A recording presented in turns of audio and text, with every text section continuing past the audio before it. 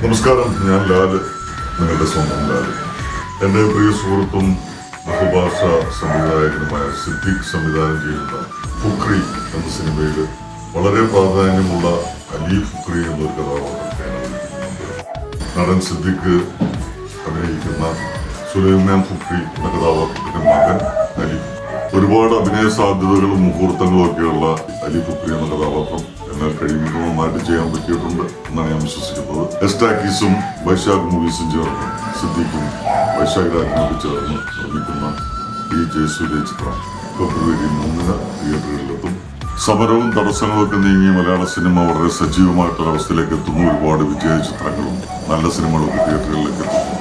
കൂട്ടത്തിൽ ഒരു വലിയ ആഘോഷമായിട്ട് ഫുക്രി ഫെബ്രുവരി 3 തിയേറ്ററുകളിലേക്ക് എത്തുന്നു. കുടുംബത്തിന് ഒരുമിച്ച് കാണാവുന്ന ഒരുപാട് കുടുംബ സന്ദർഭങ്ങളുള്ള ഒരുപാട് കളർഫുള്ളായിട്ടുള്ള ഇൻട്രസ്റ്റിംഗ് ആയിട്ടുള്ള ഒരു സിനിമയായിരിക്കും ഫുക്രി.